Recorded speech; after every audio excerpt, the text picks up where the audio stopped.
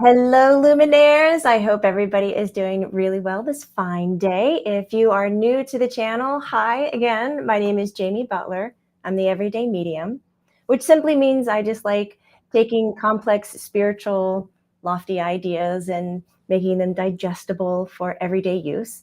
I feel like this is a great space where we can talk about our natural intuitive abilities and about other people's natural intuitive abilities, which we're going to do today with my dear friend Jesse Sulam, which I can't wait to introduce you to. But before then, just reinstating that this is the place where we can gather with like-minded hearts and souls. Anytime you're seeing something on our live stream today that you are just resonating with or have a question with, please put your fingers to the chat thread, type it up, talk to us. We'll be watching the chat thread and engaging right back with you.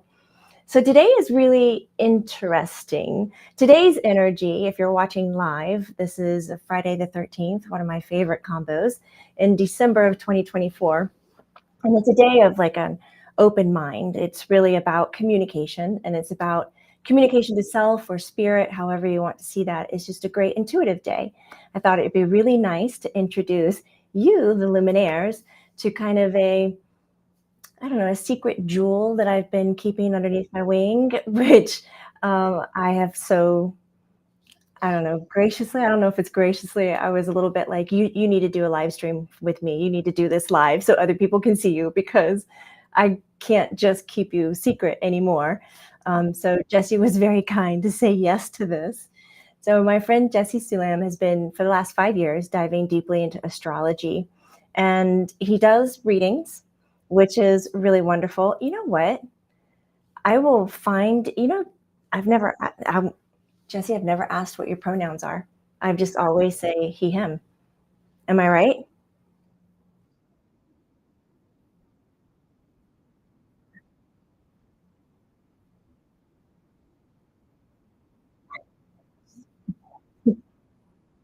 You probably You probably can't hear him, but I have him off to the side. So he's telling me yes, but he makes a joke in everything that he says. Guys, if you have enjoyed coming to these live streams where I'm chatting, or maybe I'm channeling my guide Maitland, who is just playful, youthful, funny, and just talking about really complex things in a humorous way, you're just about to meet someone else who resonates just like that. So if this is up your alley, you're going to have a blast. And so I got Jesse to come live, but I'm doing it in a way where he is going to read my chart. Hopefully, Jesse, you're going to keep some of things private. We're going to set some ground rules before I bring them on.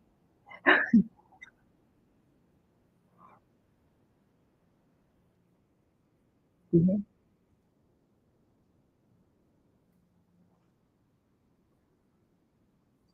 He just says I haven't had a traumatic life. So um, this is Judy's laughing. She's like, I thought you were channeling Jesse. No, I am bringing Jesse forward. Jesse's going to be live. And so, but I want to share a little bit. He specializes in natal chart and soul readings, as well as career counseling. So what I'm going to have him focus on in my chart today is career counseling, so that you can see how he works, especially just to get a taste of his humor. You're going to leave today feeling like you're on cloud nine. And he's giving an offer for the first 5 people that reach out to him for a discounted session. But this is a great holiday gift. This is a great New Year's thing that you can do for yourself, and so affordable. I don't know how to explain that one, but we'll talk about that in a second. So let me bring him on just so you can see exactly. Introducing Jesse Sulam. Jesse Daniel Sulam. Hello. Hey, you guys, how's it going? I love that there's like a countdown. It's like 3, 2, 1, and there we go. Anyways, meet everybody, and nice to meet the Luminaires. Yay. So Jesse, where are you located? I am in Bozeman, Montana. It's southwestern Montana. It's one of the fastest growing places in the country. It's kind of crazy. We call it Bose Angeles, Montana. But yeah, it's a small little college town that's changing really quickly in Montana. So I was born in Santa Fe, New Mexico, but I've been here my whole family's here, and I've been here for over 15 years. So yeah. And I'm going to ask you something that you probably thought I wasn't going to, but do you feel comfortable sharing the journey that you've had the last several months? This is Yeah, for sure. life. Yeah, definitely. It's funny. Today's Friday the 13th, because in September, on Friday the 13th,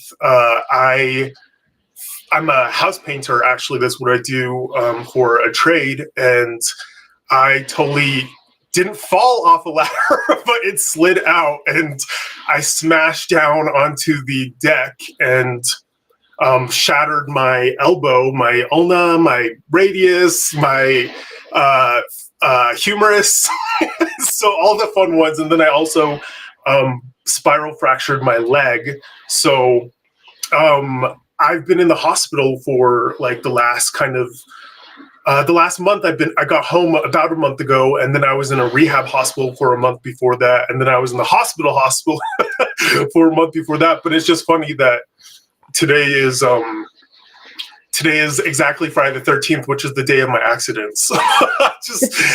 I think astrology is powerful because sometimes it shows you, like, it pushes you and guides you, you know, and it's like the planets are in dialogue with you, and they try and, you know, if you don't listen, I always joke with Jamie, sometimes I'm like, the universe knocks and then it pounds on your door, and then sometimes it kicks your door down and it yanks you by the hair and pulls you out. And so I think for me, that's been like kind of this just awakening, because I do enjoy painting and stuff, and I love my crew and my boss, but I definitely need to be engaging more with creativity, and I'm I don't know why, but like I've always been able to read charts kind of just naturally. It wasn't something. There's a lot of like different elements in natal charts and stuff, but fun fact, like I love looking at asteroids and stuff, and your south node is your past life, and there's an asteroid called Chaldea, and the Chaldeans were an ancient civilization around the time of the Phoenicians, but that asteroid in the natal chart indicates astrologers or people who are involved in astrology, and it's exactly conjunct my south node. So I love Jamie because I can actually like say, hey, did I have a past life as a hooker or as a dentist or whatever? But I know I've had like past lives as astrologers. So maybe that's why. I don't know. But it's been enjoyable to kind of just see people's charts. Jesse, how do you spell that asteroid? It's Chaldean. Yeah. I think it doesn't have Chaldean is the adverb, and Chaldea is the name, if that makes sense. Yeah. So like Sicilian versus Sicily. That's not a good. So the Chaldean in the south node. Yes. So and so that kind of indicated to me, like, since your south node is all of past lives and stuff that I've had, most likely past lives. You know, many people here in the chat have had hundreds of past lives, you know, maybe thousands. And so it's not crazy to think like, hey, I was whatever, X, Y, or Z. And that's actually, I kind of, I don't know if you want to jump in right away, we'll kind of start, but there's something really funny in your chart with your past life. So we'll get into that. Oh, we're still going to get in. Do I have a safe word? Yeah, peanut butter. I love peanut butters.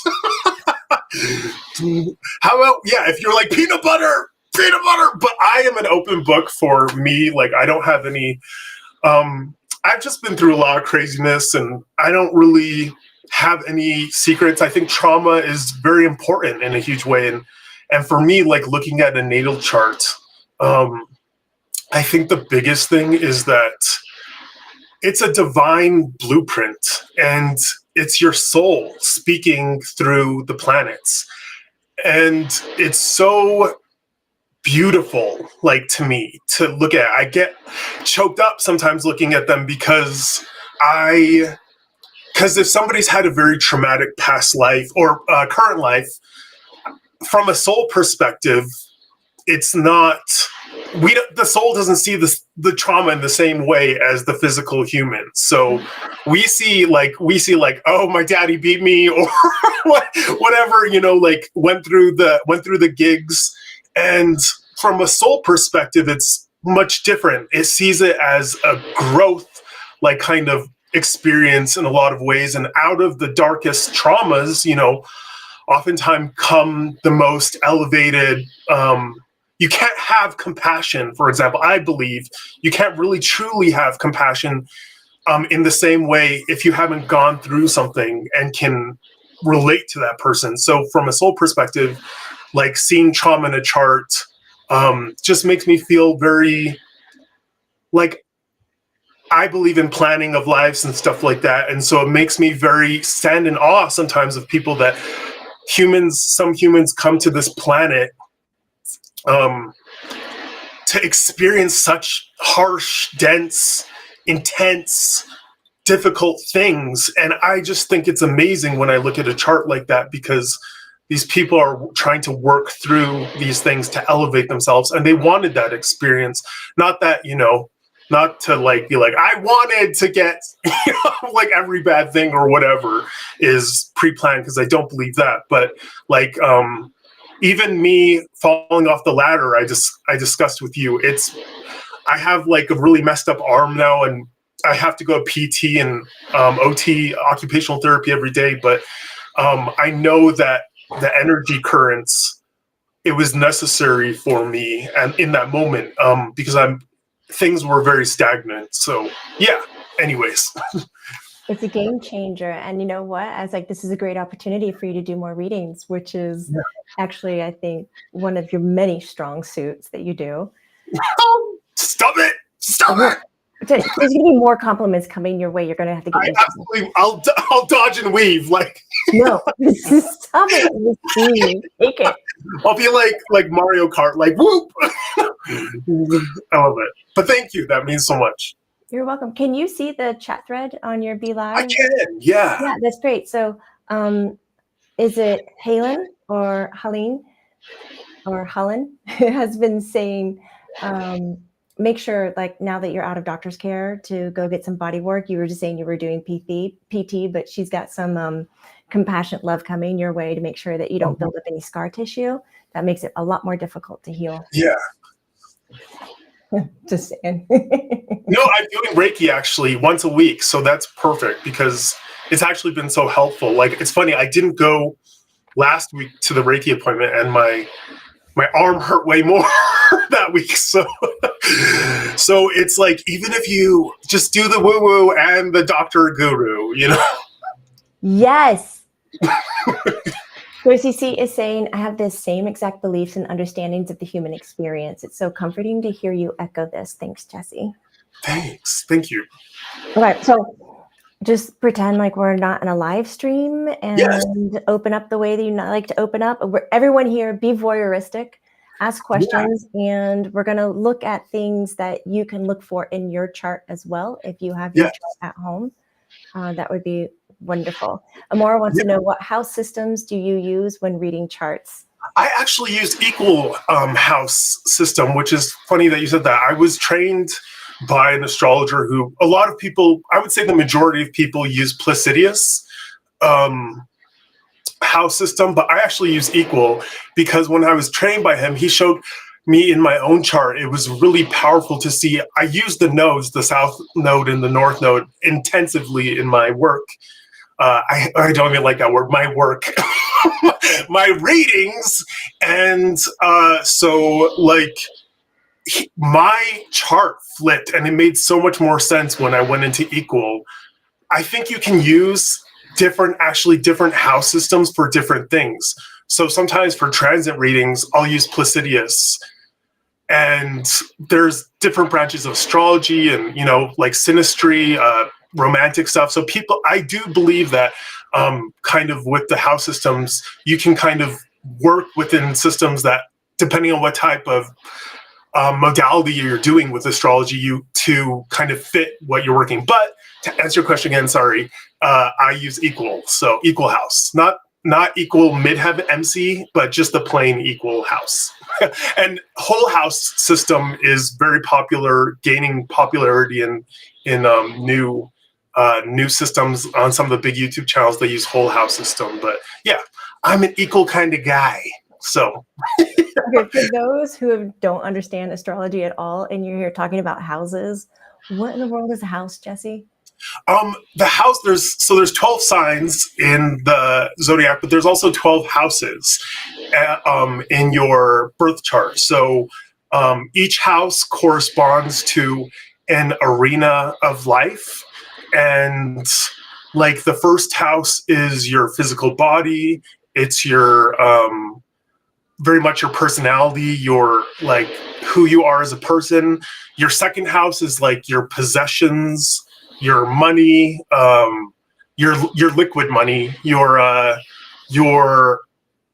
and on it goes kind of. So the house, depending on when you're born, and where you're born, your houses can be larger or smaller. So you'll have some houses that are like, if you're born near the North Pole, for example, it can get kind of distorted because some of the house systems, your ascendant, it's a very actually quite scientific, and that's why I love astrology. But like your house systems can get a little wonky depending on where you're born.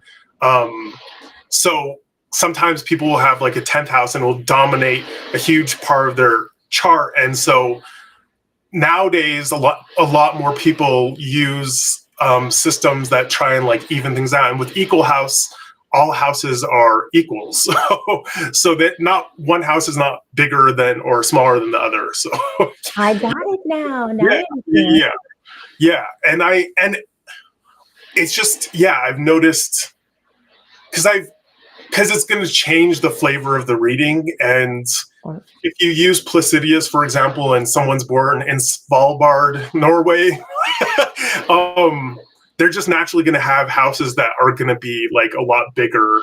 And it's kind of, I don't know. I don't believe that. I don't think that's helpful necessarily sometimes because, anyways. No, that was great. And I might stop you throughout this and just say, what does that word mean? And if you can dive into it a little bit more so everybody can join the journey. Okay. I'm stopping. Okay. It's all you. Go, Jesse, go.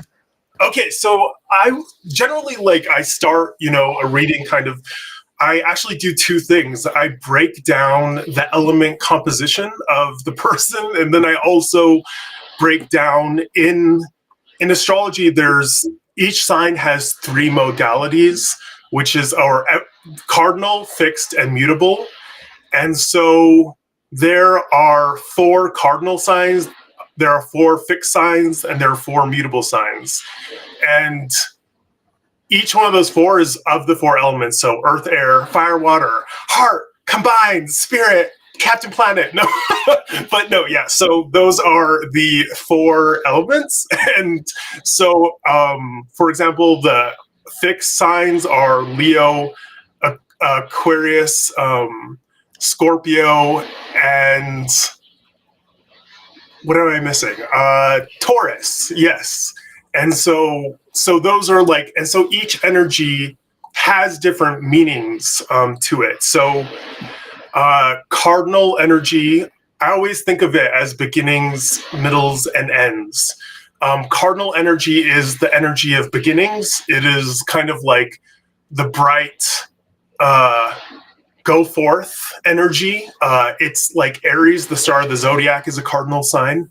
And then I say fixed energy is the energy that holds the course. And it's very much like do the work and keep at it. And then mutable energy is the energy that kind of wraps it all up, ties the loose ends.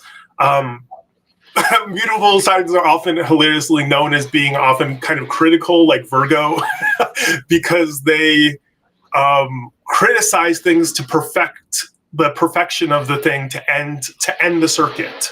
Right, is Capricorn in there? Yes, and so Capricorn is actually a cardinal sign. So Capricorn is a go forth, charging ahead kind of energy, and each of those modalities has, just like the elements, they have a positive polarity and maybe negative polarity or something they struggle with. So, for example, like someone who has tons of cardinal energy, they might be very good at starting projects. But if they're really low in fixed energy, they just can't keep with it, and they're like constantly hopscotching. And we all know people, no naming names, that like no like me, like starting things but not always like finishing it. And then mutable energy, these people, if you have like a heavy amount of things, you might finish things way too quickly, or really like not put in kind of, or struggle with start. So it's struggle with starting things. So it's just really interesting. So that's what I looked at with your chart first. Okay. And so I do it out of a 28-point system. And your chart, Jamie, is actually so interesting because people think of psychics as like, traditionally they're associated with the water element, especially Scorpio and Pisces. And so you can sometimes see people with huge psychic gifts or something with a lot of water energy. But your chart, Jamie, actually, your least two elements are fire and water. So you have 4 fire, and this is based out of a 28-point system. So I calculate this based on the personal planets, and then the sun, moon, ascendant, and then the outer planets. So you have 4 fire, 4 water, and then 9 earth, and 11 air. So your most dominant element actually is air, which is really interesting because fire and water are often considered the most like emotional kind of like rawr kind of energy. Like doing wildly emotional things, you would see that sometimes in fire energy and water energy. And you can see that, like a tsunami or a firestorm. It's kind of like there's an element of like kind of wildness, but maybe out of control at times. And so when I see, it's interesting with your chart because it actually tells me you're quite an analytical person. You are really quite analytical, and you actually see things through the lens of dissecting, like trying to analyze it, rationalize it. You probably live quite a bit in your head. And actually you have emotions, of course, like everybody else, but you don't put as much stock into them as people might think you do. You have a lovely book, by the way, if anybody knows. Jamie has a book, I can't remember, I think it's called Love and Light, which I'm like, no, I'm one of those people that hates, like, I'm like, Love and Light, go away. But no, yeah, I just joke, because it's like very commonly used, but her book is amazing, and you go into it, about like, you don't go too much into your like childhood, but I would imagine, I think like because you have an analytical and grounded, you have this earth energy, which actually also makes you grounded. I think that's actually what makes you helps you be quite a powerful psychic, because your readings are actually very rational.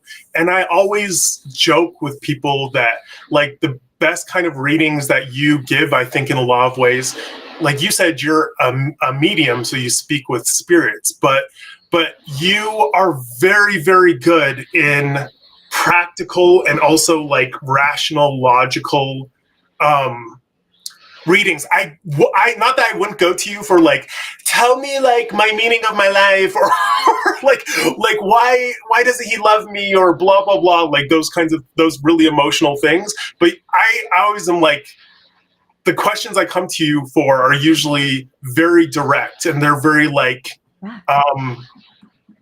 is the company stock going to plummet in 2025 or whatever, those kinds of things that have like black and white energy. So that was, and I think that you not having such a like crazy emotional range, like you're kind of steady, that helps your readings because people can come to you with intense emotion, Right. and you kind of just have this reflection of rationality and like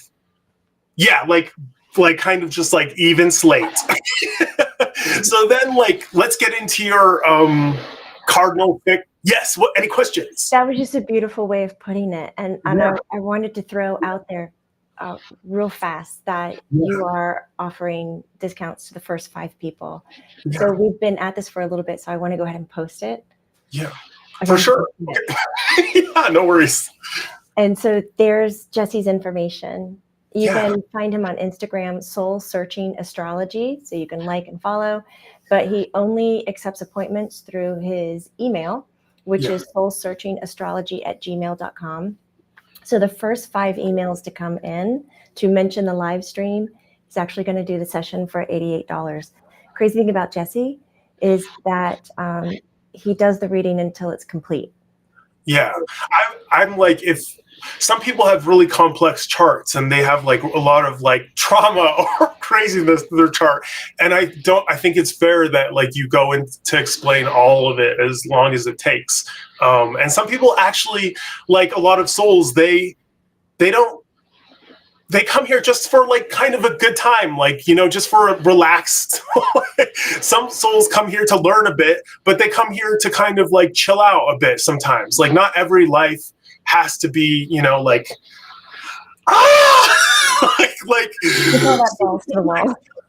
you know, like not like that. And like, so sometimes I love seeing charts that they are just like, it's kind of a chill out life, or, you know, not an intense life. And that was kind of like the, we'll get into your chart with that. Like, but yeah, you're, we'll see. Anyways, so next up we discussed the cardinal, fixed mutable energies. And your breakdown actually, Jamie, is you have 7 cardinal, 11 fixed, and 10 mutable. So this is kind of nice also because it's not crazy. You don't have a crazy imbalance between your modalities. Some people, like, they have almost, I have a good friend, like, and she has almost no cardinal energy. And it's interesting because she is a stay-at-home mom, and her husband is like it's a very traditional thing. Like, he's very much like the go-getter and brings in the income, but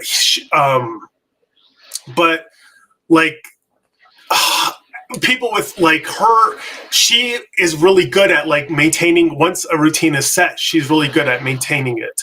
And so like yours is not, there's no wild discrepancy, but I would say that definitely for you, probably the like most difficult thing is probably launching new things, starting new things, and that like you are much better at, like, not much better because it's not a huge difference, but you're better at kind of staying the course, and you do really like a routine. You are someone that very much like needs a routine, thrives in a routine, and some people don't, you know, some people like they're just meant to jump around and, you know, kind of like hopscotch around. They're not meant to be tied down to any one thing. But with you, like you actually have a fair ability to also realize with like almost equal level of mutable things when something is kind of like outliving its purpose, or not being, wrap it up, people.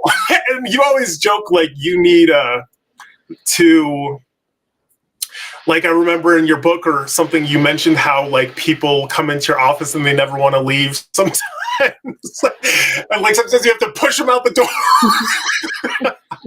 Not because you don't want them there, but because like everything has a beginning and an end. So that's like that. People with mutable energy they're often better kind of at boundaries sometimes with ending things. So yeah, that's what I know is for you. Any questions there? No, that makes such great sense. Yesterday, Colleen and I spent 2 hours scheduling the calendar from January through June. So I would know exactly when my live streams were, what YouTube themes, writing like nuts. Yeah. So You're like, you need a routine, people. I need to know what's happening. And I like it because people with heavy, I have the heaviest one in my thing is like fixed energy by far. And the positive of that is that I can like keep going and not have lunch and not, but also the bad thing is that I can burn myself out, or I can sometimes like everybody else has clearly realized it's time to flee this sinking ship. I'm going down with the rats. And so, so that's not always the best either, but yeah. Okay. What is your email address? It is, let's do searching. Yeah, it should be. Yes. Let's do, I have another one also as well that we could put up just in case, because I've been having issues with Gmail throwing my. It's JESSE. JESSE, your first name. Period. Mm-hmm. Capital D, capital S. Yeah. 11@gmail.com. 11@gmail.com. Look at that master number. Yeah. And if you type in Soul Searching Astrology on Instagram, I'll come up and you can send me a DM through there as well. So, yeah. Because some people are getting bounced back. So that's good to know. There's a back. That's good to know. Okay. Good. Okay. So do you have any questions about your things? Okay. So generally I kind of for me, I named my site Soul Searching Astrology because the sun in astrology, oftentimes people think, I made a post about this, but people often think that it's your personality. And while that has elements of truth, it's not really fair, because your personality is an amalgamation of everything in your chart. And there's no one thing that says like, this person is this way. And then when you get into aspects, you could have a sun in Leo with this person. It's going to look very different if they have Pluto aspecting it or like other things. So it can just show up in a huge different way. So, but actually to me, very much like what the sun represents is what nourishes your soul. It's very much like what the sun is on planet Earth. Without the sun, there will be no life. It brings the light, which brings the photosynthesis to the plants, which starts the whole reaction. and so like when I see a chart, I do like the big three in astrology oftentimes are called the sun, the moon, and the ascendant. And your sun, Jamie, is in Aquarius, and it is in the 5th house. And so one of the things that immediately tells me is that what nourishes you is creativity. The 5th house is all about the creative world, the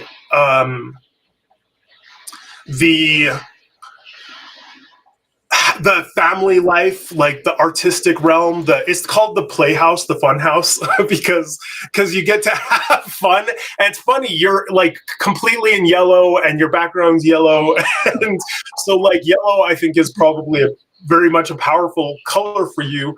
But it's also, your sun is also in Aquarius. So being an individual and bringing forth your individual expression is so important for you. Like, for example, if you have your sun in Capricorn, being of service or being of duty, fulfilling your duties, that's what brings you like nourishment, having a purpose, fulfilling that purpose, staying the course.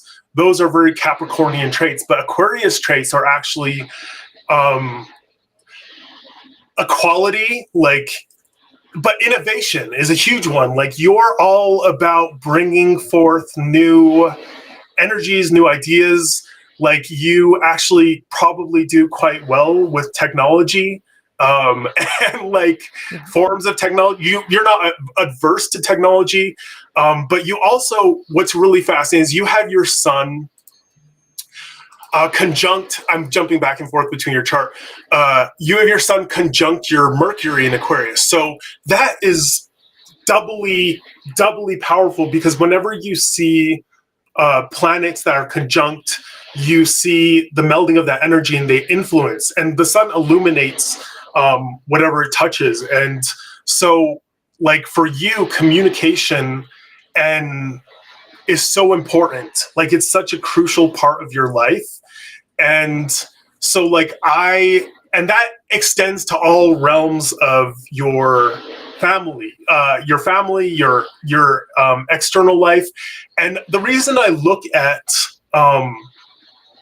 the sun so intensely, or those placements, is like, I think it's a good place to start to understand what is nourishing to the person, and what is, because ultimately like the soul needs to be nourished in order to have success on this planet. And Aquarius is a planet of equality also. Capricorn is a triangle where there's someone at the top and everybody, that's how we are right now. We're very much a hierarchical Capricorn structure in society. And we're moving, people say we're moving into the age of Aquarius. And to me, what that means is we're moving into an age of like interlocking circles. And I know that that's kind of hopefully not a weird visual, but it means that there's much less top bottom, and there's an interdependence that's aware, that's realized. And you are, when I see heavy Aquarius's placements like yours, I know that equality is extremely important to you. And like, whereas some people, like you even said, like pronouns, they might like poo-poo it or like whatever. To you, it's it's very important because it expresses the individual, and it is very much like, you love it when you see people being an individual, and you oftentimes, like Aquarius people, they can feel outside of society sometimes, and they can struggle with, because it's a very intelligent analytical sign as well. There's a lot of processing that goes on, and it's a future forward sign, so it's looking towards the future. Pisces, for example, like can struggle a lot with looking backwards and being stuck in nostalgia. And not that all signs are just forward or backwards, but I would say that certain signs are very much charge ahead, or kind of look back and reflect. And for you, like Aquarius, like it tells me that you're like always ready to try something, and you also will try something once. Like you're someone that's like very much like not afraid to try probably new foods and new like experiences of once. Like you're like, I don't need it twice or three times. But like the Aquariuses, they're not as crazy in some ways about trying things as Gemini, for example, but I would say that they are a very curious sign. They're very curious about people. They're very curious about life, and creativity doesn't just mean art. With your fifth house, it means building a life that's creative, building a life that expresses you as an individual. Like some people can have lives where they can have an office job. I don't necessarily think office jobs are healthy for anybody, but some people can like separate their life from their work. And you absolutely are not someone like that. So you have to have an integration of both, where you can be who you are wherever you are. And that's very important to Aquarius, to be able to express their individuality wherever they go. So yeah, that was one of the first things I saw with the nourishing part. So any thoughts? No, you're spot on. And I loved how you highlighted, I enjoy watching people's individuality. Like I want nothing more for people to be exactly who they want to be, who they are. It's one of the reasons sorry, catch the compliment. It's one of the reasons why I adore you so much. From day one, when we met years and years ago, you were you. And every time we've touched base, you're always you. You're not blending for somebody else's needs, and you're just unabashedly who you are. And it's just it's mesmerizing. It's funny. I was like, I think I first met you like 12 years ago, and I was like, where has the time gone, people? Where has it gone? I don't know. But like, it is funny, like as we move faster into the age of Aquarius, I think time will get even crazier. So yeah, but I'll move. So yeah, that was something I noticed. You don't have, in astrology also, there's something called stelliums, which are when you have 3 or more planets in a sign, and you don't necessarily have a stellium, but you do have like the traditional planets are the 8 or 7, I always get it mixed up, planets, but you do have like heavy, even with other placements, heavy Aquarius energy, and then so that was it's just interesting also. So okay, next up, let's move into your moon and ascendant. I wanted to kind of touch, this is a little side part, but you asked in the reading if you could see psychicness in a chart, and you definitely can see people who have intuitive energies or have intuitive placements. I have so those are traditionally the water elements of, so there's 2 elements, Pisces and Scorpio, but then the planets associated with that are Neptune and Pluto. And so when you see those on certain angles, there's the ascendant, the descendant, the midheaven, and the IC, which is the Imam Koli, which is like the house, the home. You can see when there are planets on the angles, especially the ascendant. I have Neptune on my ascendant. That, for example, like that flavors my whole being in a huge way. But it's funny because I have Neptune on my ascendant, so people see me. I have a Capricorn ascendant, and those are 2 very different things, actually. Capricorn's an energy of building, and Neptune's an energy of dissolving. So for me, like, a struggle I've had in my life is like to build things and to kind of tap into that energy, and not just with Neptune, like I can very much blend into certain situations or people, and learning and you'll have expressions of that positive and negative side and in any planet, but when it touches those really important points, like your sun is conjunct Neptune or Pluto, you'll often see conjunct. Use a few more words. Sun, conjunct is like when the planets are right next to each other by a certain amount of degrees. Every sign has 30 degrees. Well, some people say 29, but so when you have like the sun conjunct Pluto, that would mean that the Pluto is like a degree or sometimes even exactly next to it. And yeah, so with you, in terms of psychicness, your Pluto is in your 1st house. It's not tightly conjunct, but the farther out the planet, the more degrees you're allowed to have an influence. Like Pluto takes 250 years to travel, roughly, to travel the zodiac. So like each degree is going to represent a lot more years. So your Pluto is at 4 degrees of Libra, and your ascendant is in the last degrees of Virgo at 23. So there's 7 degrees, or actually 11 degrees difference. So it's not huge, but with Pluto in the 1st house, it's interesting, Jamie, because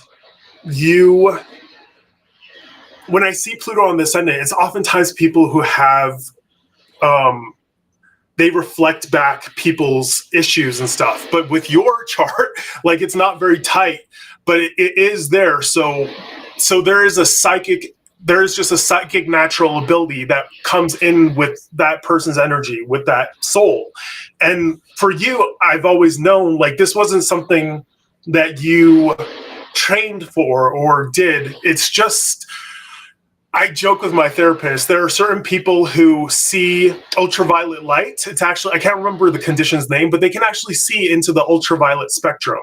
So they can see a little bit of like what bees see when they look at a flower. And for you, it's the same thing. You can just naturally see things that other people can't see. Pluto, is Hades, it's the underworld, it's everything that's like unseen. So it makes sense that like when you see Pluto in the first house, it's also like Pluto's associated with death. So I know that when I look at Pluto in the first house, it's going to be someone who, I wouldn't say they would have a fascination with death, but the elements and structures of death are going to be present in their life, and it's going to play a theme in their life. And for you, every day is a dead day, like in the best way possible. So, it's really interesting because Pluto has shaped your first house because, you also like aren't like, you probably aren't afraid of the darkness and people, like you understand the spectrum of light and dark. And what I like with you like so much is that I think in the New Age community, it can sometimes be a little dangerous or not healthy or not helpful because we dismiss negative emotions or kind of like yes lean oh into my God, yes, Jesse, into the darkness. And there's a lot of things that can actually be found in the dark and that need to be explored in the darkness, because you can't have one without the other, and the duality is very important to to be able to. The sun isn't the sun without the moon, without it going down at night. Like it brings the contrast that is necessary for life. And for you, like Pluto in the first house, like it could be someone who works as a mortician. It could be someone who's like a war photographer. It could be someone who like works with death in a close way. So it's interesting because for you, like it's resulted in you communicating the messages of the dead, although they would probably say that they're more alive than we are. So whatever. Very true. Very true. Yeah. Any questions there? No, that's incredible. I didn't know the association of Pluto in that way before. And I associate more to the underworld, Hades, the underground, and to the blackbird being the messenger of the dead. And so I had no idea that aspect of Pluto was completely just the same. Yeah. And I think this is what's so interesting about your chart also, Jamie. You have your moon in Scorpio. Scorpio, that not only in Scorpio, but the end stages of Scorpio. So what I want to say to all the Luminaires out there is like, it's funny because you present yourself, Jamie, like very like sunny and like light and like fluffy, but there's a very deep emotional energy in you. You can feel things very to the extent of them, like to the big ranges of them, like at times, and what's interesting is that as a child, I would say that more because I said that you weren't emotional earlier, or that you weren't emotional, but I guess to clarify that, it's more like the outward emotion, the expression of emotion, the making decisions of emotion, making decisions based on just emotion. But that doesn't mean sometimes that those intense emotions don't exist. And with your moon in Scorpio, that is one of the most, I would say that for the moon placement, your moon is your emotions. It's your inner world. It's your reactions to things. And Scorpio is the most associated with Pluto. It's the most intense, I would say emotionally intense and deep and like transformative of all the signs. So as a kid, what's really interesting is when you look at a natal chart, you can see, I always say the moon, you can see so much of like how they were as a kid. And I would say probably as a kid, like you did have deep, deep emotions and maybe deep fears as well, because Scorpio rules the fear of things and can kind of like the transmutation of things. And I remember Scorpio moons can be challenged a lot of times to confront their emotions more so than maybe any other moon placement. And I joke because like in your book you talk about working with, you know, there was been a couple times in your life where you had to work with some very agitated spirits and that were poltergeists, and you were scared shitless, but I was. like you were like, oh, this is horrible, and then your guides just like poof disappear and they're like, go forth little one, and you had to work it out and figure it out, you know. And that's true for everyone, but I would say like Scorpio moons sometimes they have a need to confront the darkness. They have a need to confront the scary things that go bump in the night, both like literally bump in the night and also in themselves. It's very important. So that's what I see with your moon. How does that come across? Oh, like so true. I can give you examples as long as you have time to listen of experiencing something that was really what majority of people would call scary, negative, harmful, hurtful, whatever. And me going, we should probably look at that. Like I would be the girl who gets killed in the movie first. You'd be in the other room. Like I would die first, and then you would probably figure out how to get out of the house quickly. So. Imagine. Oh my god. God. So I want to post your information again before we jump, so we have some new viewers chiming in. Thank you so much for being here. It's a voyeuristic journey a little bit as bring out my friend Jesse Sulam, who is I love it. Running Soul Searching Astrology, and he is looking at my chart and sharing some secrets, which I'm fine with. Yeah, you're like, who are you? What am I? What's my name? What? Really, it's interesting. I've learned so much already. Okay. What is so like you were gonna say like as a little girl, like did you have a lot of like fears that you, I mean every little kid has a lot of fear, I guess. So like, but things that you had to push through. Okay, yeah. I was afraid of heights. Actually afraid of falling. Oh, interesting. Not necessarily heights. So my brother told me not to worry, that I could carry an umbrella like Mary Poppins. So the first thing I did was get on the roof of our house at the peak, which is 2 stories, and jump off with an umbrella. Oh my god! Whoa, baby! Like, did you shatter your leg like me? Weirdly, no. That umbrella folded like so fast. It just flipped. And I hit the ground 2 stories just jumping off. I was probably 7 or 8 at the time. Oh my god. And that was what Jamie started her trust issues with demon humans. She's like, y'all are a bunch of liars. Piss off. Like, I hope you like beat his ass at least. Like made him jump off the roof. He was like, oh yeah. There's so many of that. So much. I love it. Okay. I mean, I don't love that, but I love that it's like a theme. Dive in head first or leap off. It works. I should say. I got to knock this out. Just like in Bali.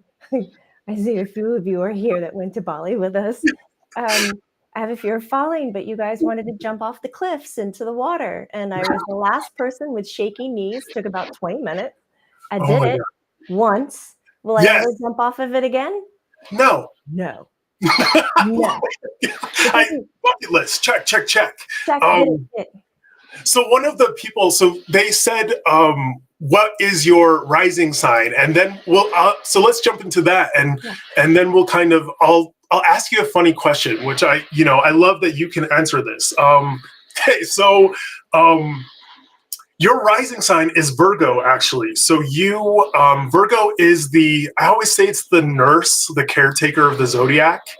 So there is like such a loving energy in Virgo. They get a bad rap because I joke like that people always say it's like the critical mother-in-law that's like nagging. Or it can have, and like I said before, it wants, Virgo's gift is that it can see how things can always be better.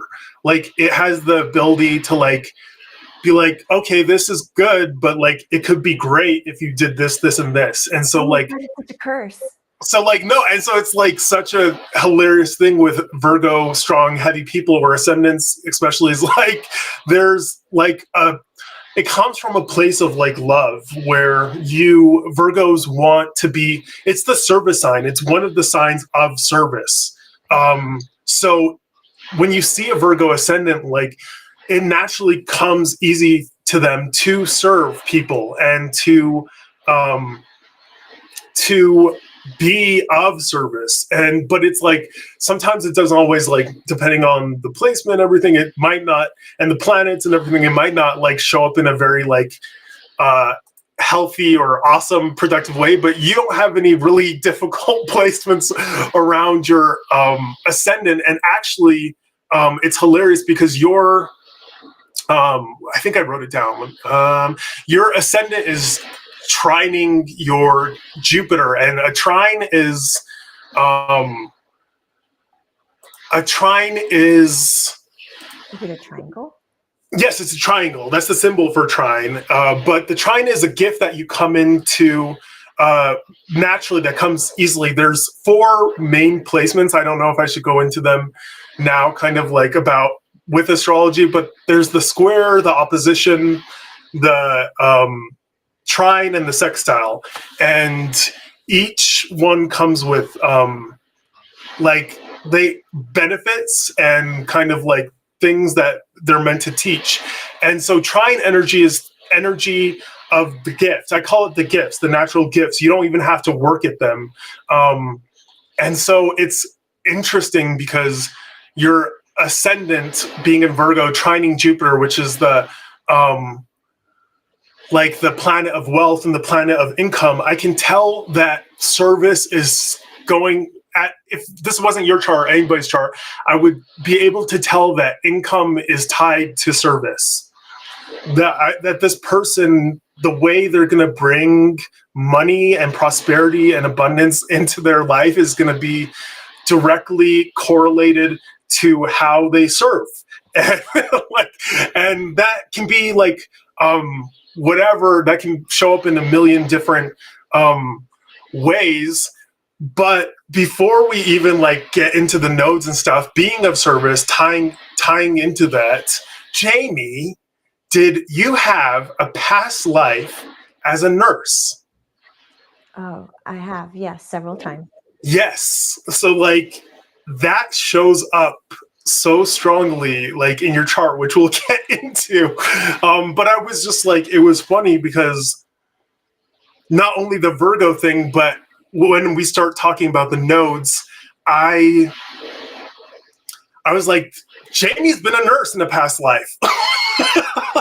Amanda's writing in, she's like, I'm Virgo and a nurse. Like, oh, I love that. Yeah, Virgos are like the traditional nurse sign, and so there is, I would say, Virgo, like there can be even a struggle sometimes with people who have strong Virgo energy, because it's an outpouring of energy and being of service. But then so many people, like nurses, have one of the highest rates of alcoholism and substance abuse because they don't have the ability to nourish, or it's not they don't have the ability, but they don't put the energy back into themselves. For a Virgo to truly be functioning in a healthy way, or anyone of service, they have to be of service to themselves also, and really learn to like nourish. And can be a big struggle for these people, like to learn how to take care of themselves in the same way that they love other people, or they love, their environment. So yeah, a big lesson for me, actually. Yeah, like I feel for the Virgos out there that they're healing, but you need to heal yourself too.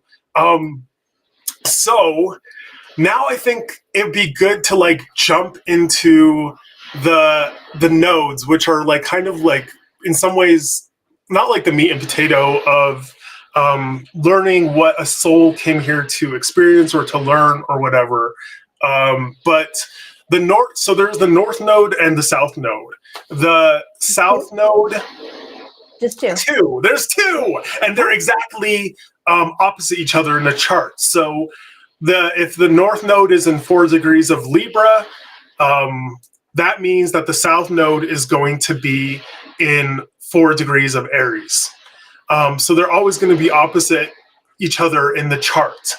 And so the nodes there's a whole beautiful, amazing book called, if you want to write this in the chat, Astrology for the Soul by Jan Spiller, Janspiller. She's actually dead now, which is, whatever. Shout out to Jan. But like spell it again, P-I-L. Yeah, Jan, Janspiller. And it is a beautiful book. I totally cried the first time I read it because I felt so seen and so like, I'm like white girl Becky over here, like you see me, you really, really see me, like Avatar. But like I did really feel so strongly connected to that book, and it was so amazing to read it because it shows like the evolution of what the soul needs or wants to grow, because the whole point of life in a huge way to me is like just not necessarily always repeating the same things over and over again. Like once you've gotten really good at something, yes, that's the book. And so basically, to kind of sum it down in a nutshell, the south node is the energy that you come into this life with. It's things that you have mastered. It's things that you've also incorporated into your being. And it's things also that you're trying, the negative polarities of that sign, you're trying to learn how to work through them through the incorporation of your north node. So your north node is kind of like I call it your North Star. It's like the energy you're meant to inhabit, the energy that is going to bring you growth and like life and joy and balance and health to people, like to you as an individual. And so it's not so much, sometimes people are like, screw the south node and onto the north node. It's not always so much that. It's much more like incorporating your south node lessons as you move towards the energy of your north node. So drum roll please. And then also the houses of that are going to be the arenas of life where the same thing, like, so your south node and north node, Jamie, you have your north node, your south node in Cancer in the 10th house, and you have your north node in Capricorn in the 4th house. And so what does that mean? It's really interesting. I told you there's 12 houses. Each house is associated with a sign. So the first house is Aries, the second house is Taurus, the third house is Gemini, the fourth house is Cancer. So you actually have the sign opposite your house native sign. So your Capricorn and Cancer are opposite each other in the zodiac. And Capricorn is the 10th house, Cancer is the 4th house. And you have your North Node in Capricorn in the 4th house. So what does that mean? What does that mean? Am I at war with each other? Is my Capricorn fighting with each other? So what that means is you have to look at first the energy of the zodiac sign. So your energy, Jamie, in your past life was of a Cancerian nature. So nurture, the first word that comes, I haven't finished it, but the first thing I always think of with Cancer is nurture. Cancer is the native of the home. It's the mom, it's the moon, it's the hearth, it's the domestic, it's everything kind of like baking bread and like making a fire and setting the bed and ironing the clothes. And like it's the nurse sign also. Cancer and Virgo are both extremely nurturing signs. And then what is the 10th house? The 10th house is the house of Capricorn, but it's your midheaven. There's so much here. Like your midheaven is how the world sees you, but it's also the high point of your chart. So it's your public domain. It's how you interact with the public. It's how the public sees you. And so for me, I immediately could tell, like, you had a job in the public, facing the public, that was of extreme Cancerian nature. And what is that? That could be someone like a traveling nurse. That could be someone who is a PT person. That could even be someone who does laundry for like a laundry service. Like there has to be, but all of those things, the common kind of denominator will be that there's a nurturing element and that there's a service. Again, Cancer is also a sign of service to others. Virgo is much more service to like the broader community and sometimes strangers and stuff. And Cancerians are much more like that, me and my family and my tribe. But like you brought the energy of the family, the tribe to the public in a past life. And this is so crazy. I could see you having past lives as even like a war nurse, like someone who goes like in World War II or Gettysburg, like those nurses on the battlefield that that's how the Red Cross actually started. Was the Red Cross started from women who went onto the battlefield to tend to those fucked up soldiers. and so like you have such a nurturing energy to you in your home life. It's something that comes very naturally to you. Like you are extremely analytical, but you also know what people need. And that is a beautiful gift that comes from your past life. So past life expertise. So yeah, let's see how does that feel for yourself now? That's spot on. And my husband, if he's listening to this, would go, "Oh my God, thank you, Jesse. I feel totally seen." Because when we would hire crews like to come over to renovate the house or whatever it was, whoever walked onto the property that was doing work and stuff, it's supposed to be like you hired them. Hi, nice to meet you. This is what needs to be done. And then I come at them like this. Hi. And I go and I hug them and I ask them how their day is. And do you need something to eat? Have you eaten? Did you bring your lunch? Do you want some music on while you work? And my husband is like, "Stop it. Not your child. Yeah. Grown person. Hire them. Don't make it emotional. Don't make it business." And I'm like, "But that's a person. I love that person." He's like, "Separate." So I've had to ask people, may I hug you? Or do you receive hugs? Or is it okay if I hug you? Things like that. So I don't, overstep some of these boundaries. And so it's so funny that you have this natural nurturing thing that just like comes out without any like effort. And because then in your north node, so it's flipped. So then so now let's look at what is your north node asking you to do. Your north node is Capricorn in the 4th house. So this is really funny because you go from being this soul that naturally is like, hey, bring in the love to the people, and bring in the nurturing to the people. And now it's kind of asking you something almost completely different. Capricorn is the energy of structure. It is the energy of, it's a masculine sign traditionally. Some people, there's a little debate about that, but I consider it a very masculine kind of energy. It's like it's the age we live in, the provider and stuff.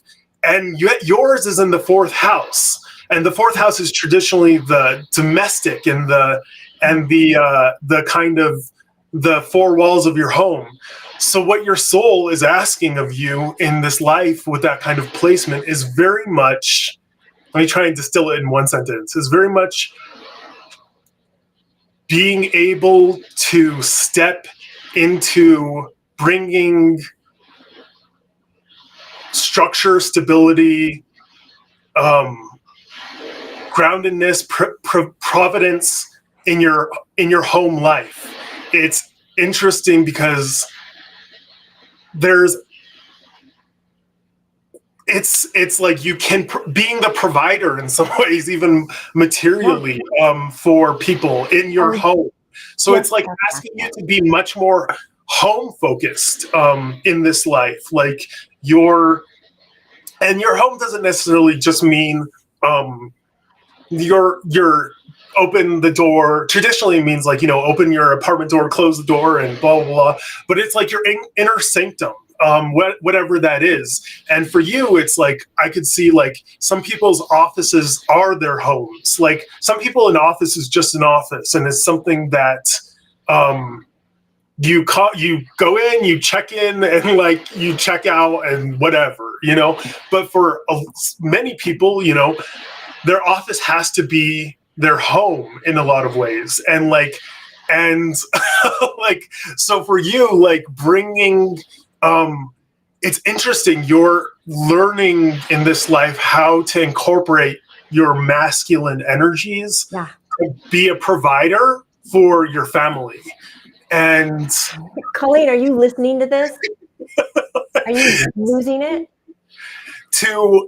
And to not necessarily that Capricorn is always the breadwinner, but I would say that traditionally is often the breadwinner, and you're learning how to bring, if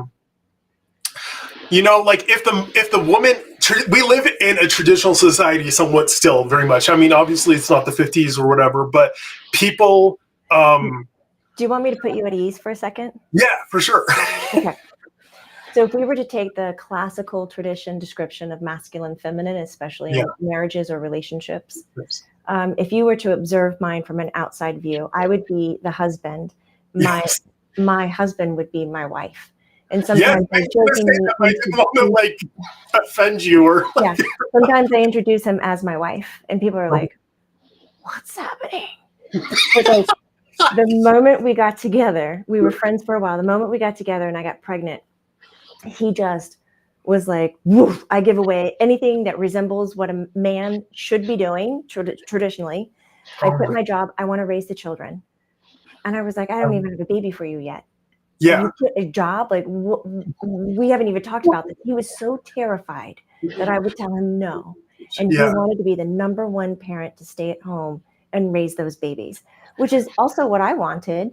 Yeah. But, we had to sit down and make decisions around how do we thrive as a family and still have everything we want. So I continued work, and I do the bills and I do the budgets and I do the classical masculine aspect, if we're looking at it that way, which is we have to go back years, to look at that definition. But, sometimes my parents are even like, what does he do? I'm like, he's a stay-at-home parent. He's a domestic.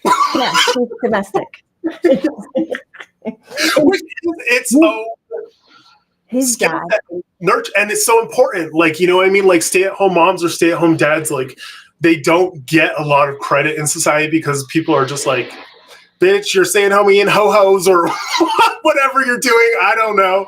But like the fact of the matter is that there's no job that is more difficult and has more spiritual implications and more long-lasting like karmic energies than raising a child. Than the one my wife is doing. Yes, and it's so hard. Like, I don't want children. I mean, love them from a distance. But I am really, I have a lot of respect for people who do like hold down the fort, you know, because that's really what it is in a big way. Like, and it's like and so I love that. Like in this life, it's like you're kind of learning like. Because Capricorn energy, it's one of my favorite signs, but it's also like, it's a difficult energy at times because it has to work so hard. It's the hardest worker of the zodiac, I think. Yes, no, I agree with that. That's kind of funny. Just you're reminding me of it's about a week ago.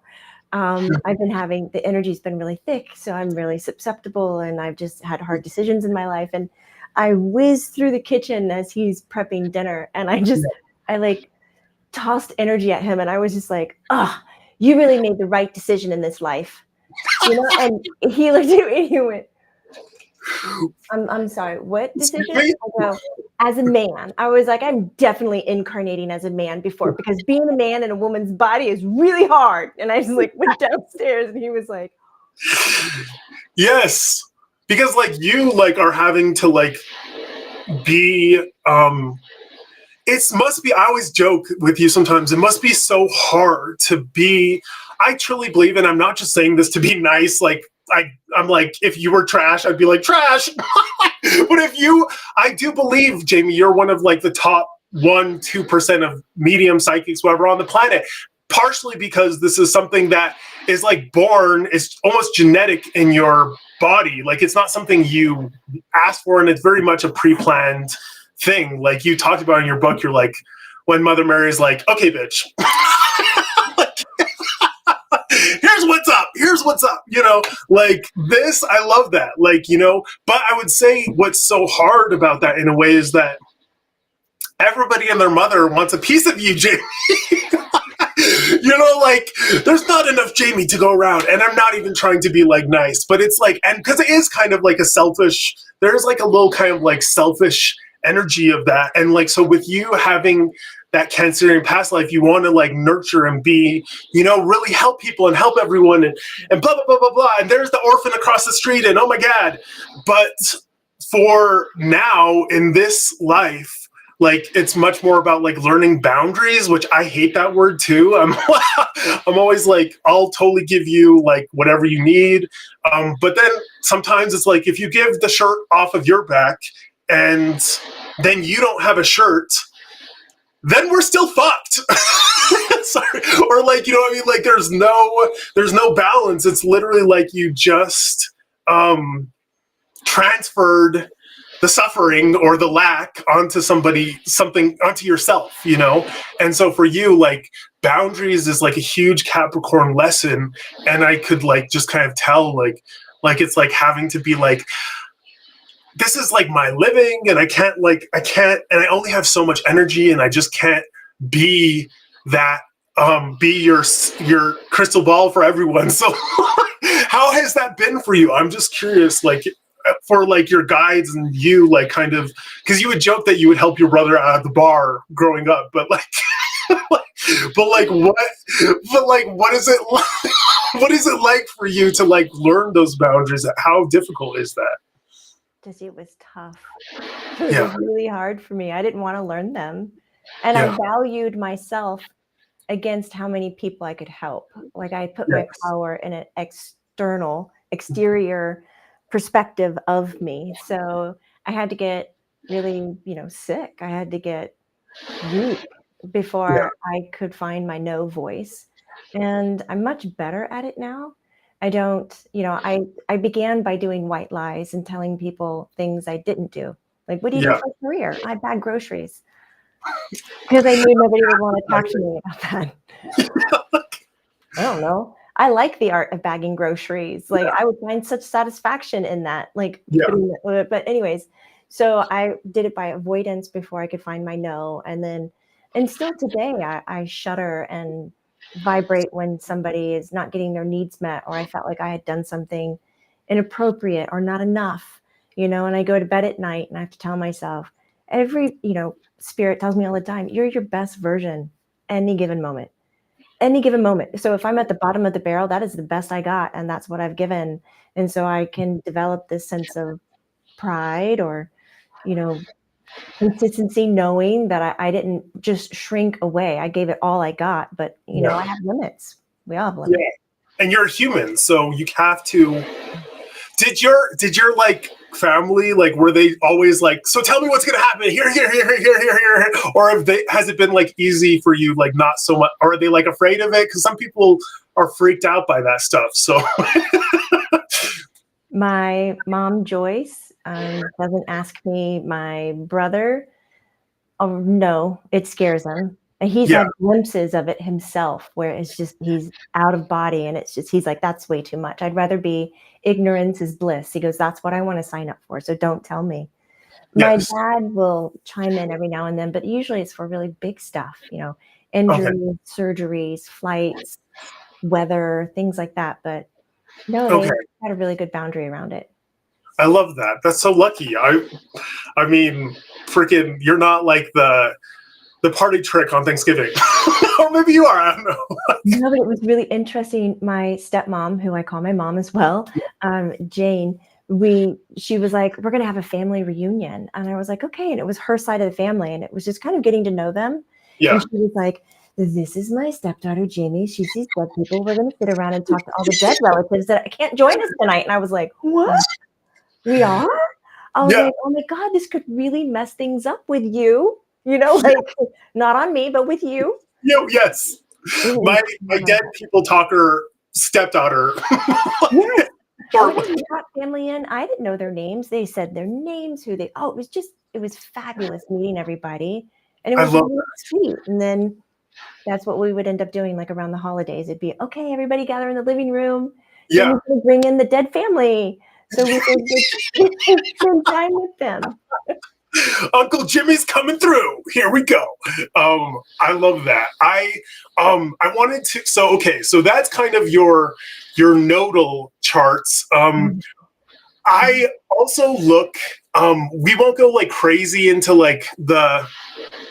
because you don't have a traumatic chart really. Like I was telling you, like some people I see.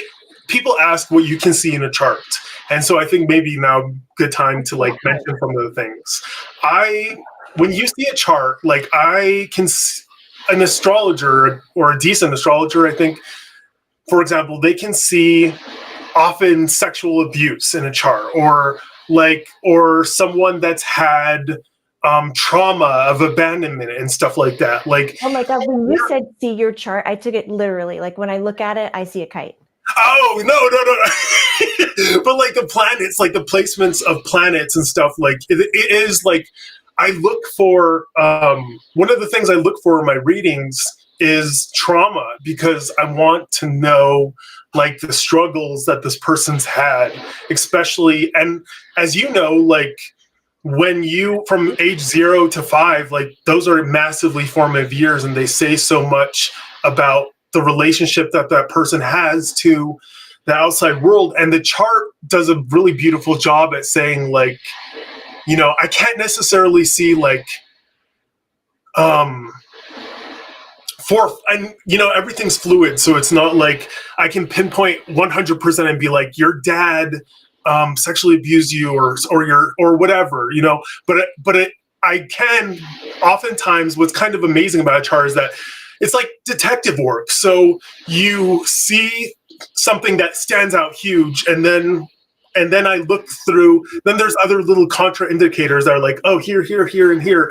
And so by the time I'm very confident that you have had sexual abuse in your childhood. And that's a hard, something heavy like that is very like sometimes difficult to come or explain to people. Yeah. But it's also like, it makes you, but it makes, I think what I love about astrology is it makes me more compassionate towards people sometimes, because I realize like, hey, this person's a huge douchebag. Like, but also at the same time, they've gone through so much trauma and they've really struggled. And there's a reason why they look the way they look or they do the things they do.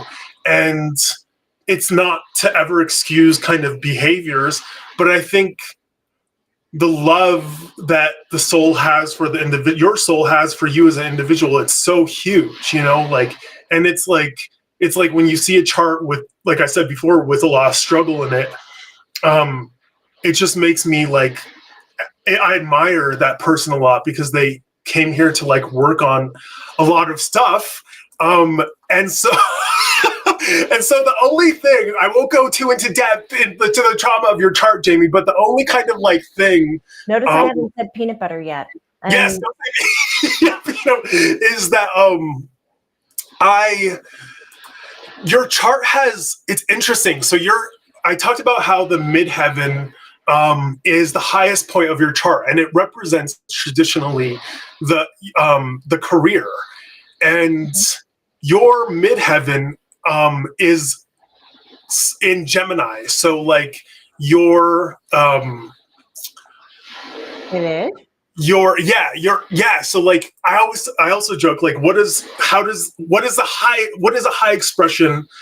People think of midheaven and they think career or like what do I do for a job? But I think that, or how the public sees me, but I also think that something important to say is the midheaven is, what is the energy of me look like in the highest expression as viewed from the outside? So for you, people, you're living it so beautifully, like people, I think, see you very much in the Gemini archetype. They see you like as very verbal. They see you as very like intellectually stimulated. They see you as very curious. They see you as very communicative. Literally, that's your job. So that is like a beautiful thing because you're living your expression, like your chart. You're living your chart so beautifully. And if that hasn't, if I haven't said that before with all the placements, it's like you truly are living your chart in such a beautiful way, like as you're intended to. And that is something I want to get to really quickly also for people also, like if I ever do like a webinar or whatever with Jamie, there was something I wanted, like the soul, like people who think that they can be anything. And yes and no.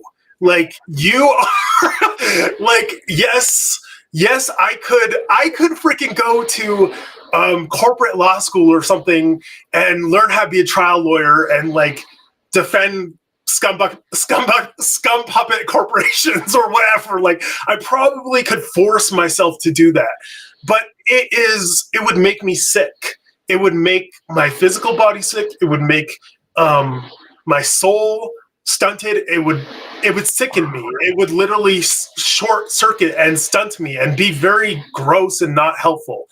And not everyone is meant to come into this planet to do everything, you know what I mean? And Jane, like you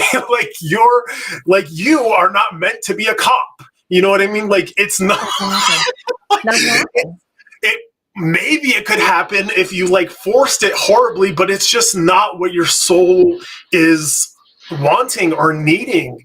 And you talked about this with Eric in a live stream so much a long time ago, where it's like your soul is trying to like constantly like kind of put you on your path. And there's something so freaking beautiful about that to me. And so like when I look at a chart, somebody may say, I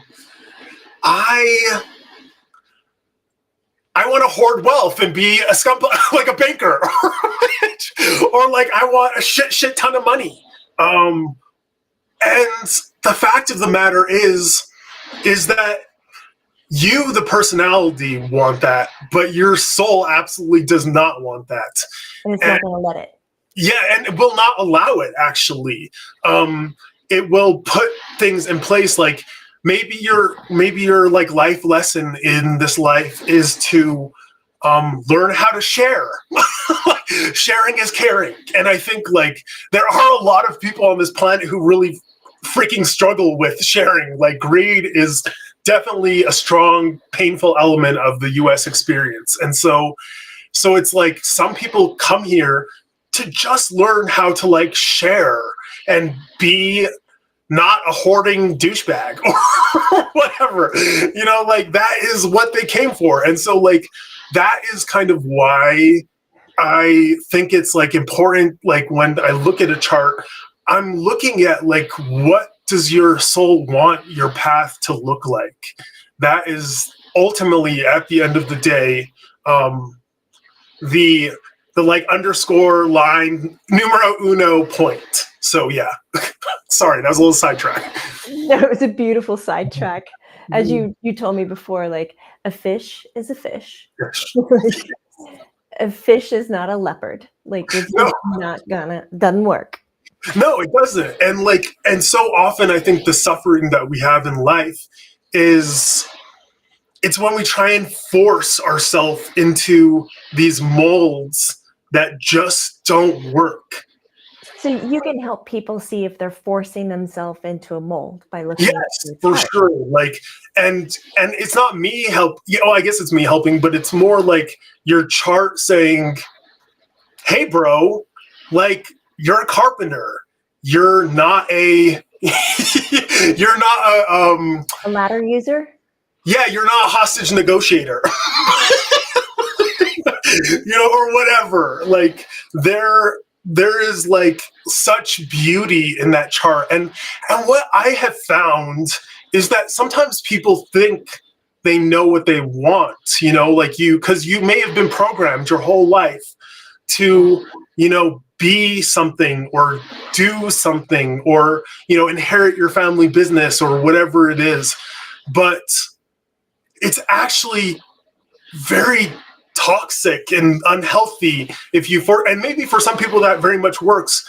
But for some people, it absolutely will not. And your soul will do everything it can to push you into the path that you're meant to work. And I think that's a lot of times where you've talked about how disease means dis-ease. And it's like, there's a lack of ease when you are fighting your chart. And I see people sometimes who they very much like do fight their chart. And it makes me really sad because like I said, like your natal chart, it's your divine soul print. It's like a roadmap. It's like a blueprint. Like you're meant to be like a Maserati, not a Honda, or you know, whatever. I can see now why you love doing this so much. And yeah, it is such a joy listening to you.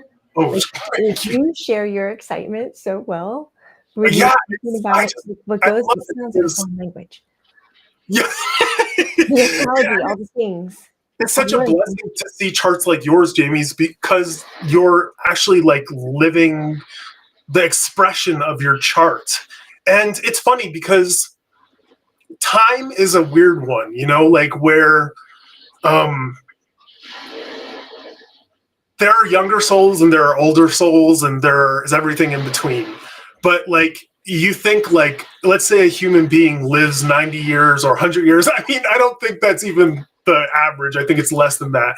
But that seems like a very long time. At least to me, that seems like hella long. But from actually a soul perspective, it's like that. Like it's much shorter. So like there's a limited, you know, the limited times that people sometimes think like, oh, it's too late for me, or it's, you know, it's like I've missed my window or my career.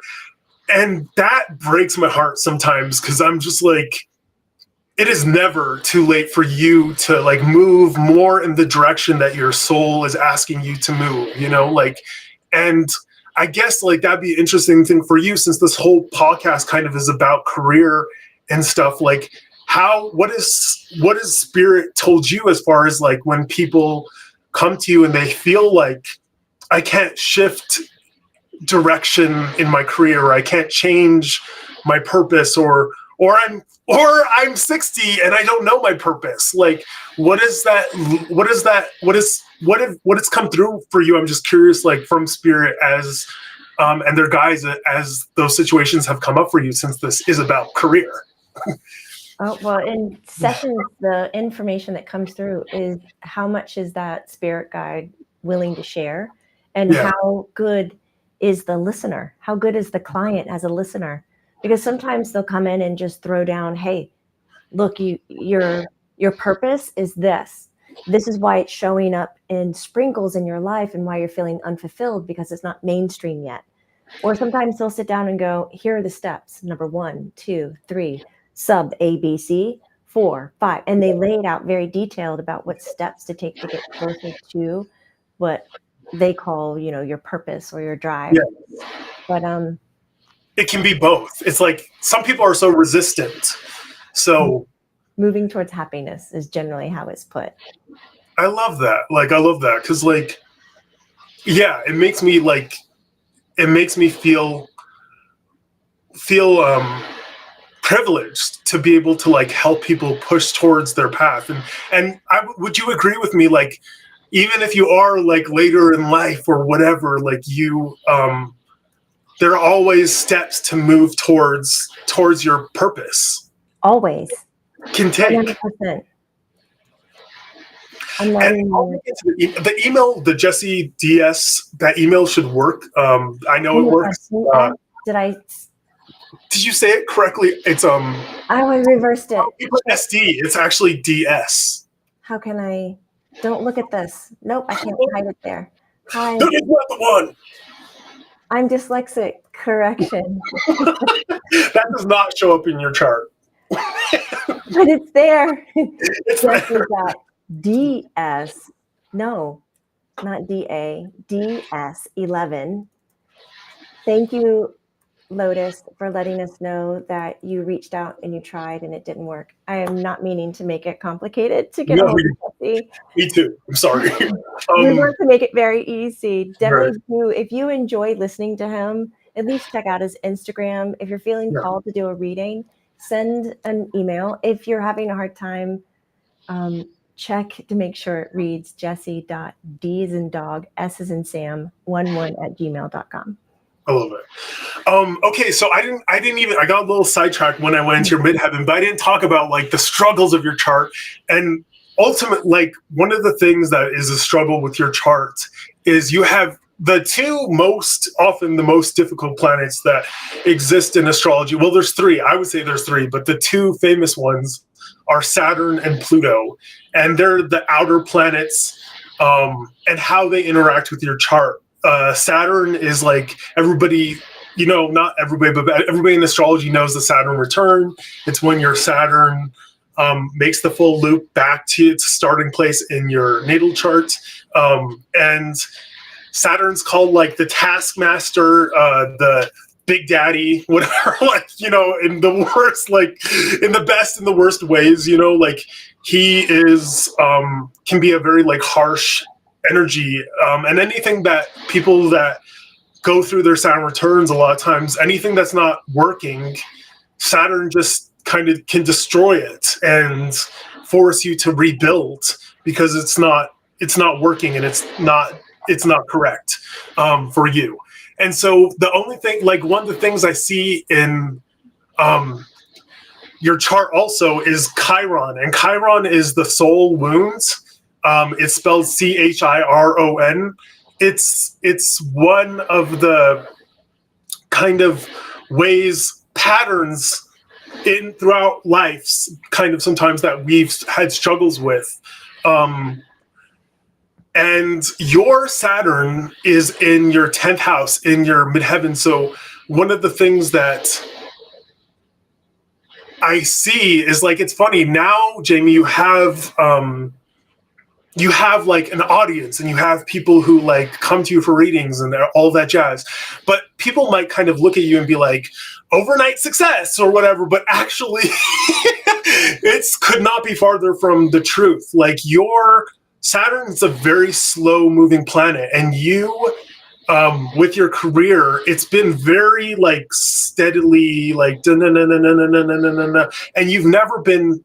I think I can't speak for you, but I would imagine there's definitely been times in your life where you felt very frustrated because things were not moving fast and they were not, you weren't able to like build the audience that you wanted as fast as you wanted, or like, you just felt very maybe stifled in your building of your business. And the thing about Saturn is that like there are no skip steps. I always joke like there's no skip steps with Saturn because you have to, when you look at Saturn and the placements of it in the chart, you have to go through the process. You can't like rush the process.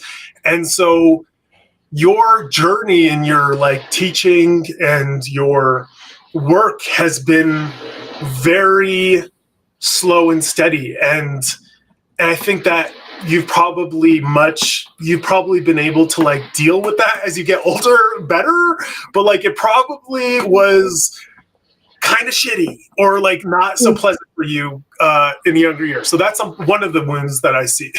Maddening. Is that the feeling? Like I used to tell people, I'm a racehorse stuck in a stall. Like you won't let me out, and like I feel like I'm trapped. And I can see what I can do. I know how fast I can go. I know what ground I can cover, but I can't fucking get out of the stall. And it's such a frustration. And it's like harnessing the slow, kind of steady energy, like serve you. Yeah, like the slow burn, and it does burn people. But like I think that's like such a thing for you is like very much like having to be put into. I love that analogy though. It's so because it's like I want to canter and you're only letting me trot, you know, and that can be really like. I know that feeling. It's like such a stressful feeling sometimes, but also like it's also probably, I always say Saturn kind of is a safeguard in a way sometimes too, because it can prevent you from flaming out, you know, like it can prevent it, like can allow you to modulate sometimes your energy in a more like and there's this poem about a moth that burns itself on the flame, and it's like the guy's like, what the hell are you doing? And the moth's like, I want to just live like for a fraction and be burnt up by the beauty. I don't want to like, and then the guy's like, I'd rather have half the amount of happiness, but twice the amount of length of time. And so like, there's like a balancing act there sometimes where it's like, you want to just explode like a firework, but you have to learn how to be a candle. And that's like one of the biggest, you know, struggles of my life is that I have like explosive energy and like big energy, but I need to learn how to like candle this ish. So yeah. And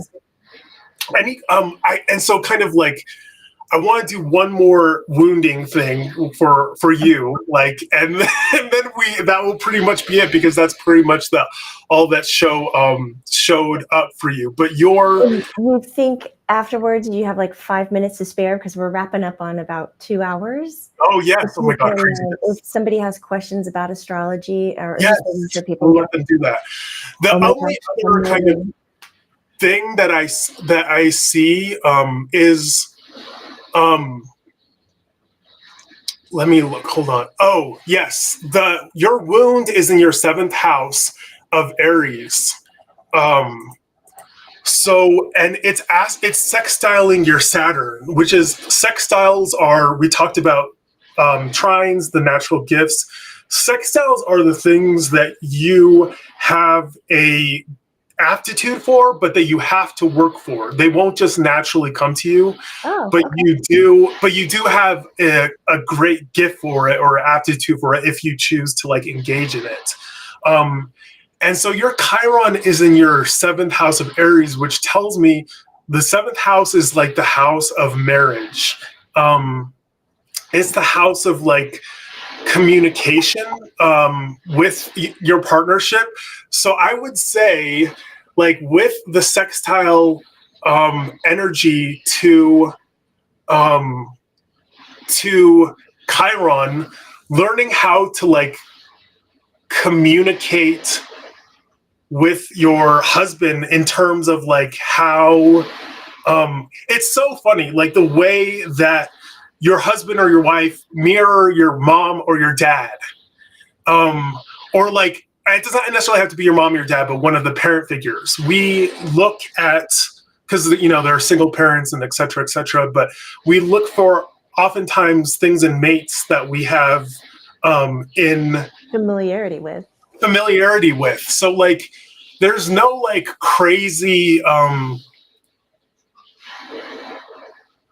that crazy like harsh aspects to your Chiron, because I look at the Chiron to see like, oh, this is like wounding around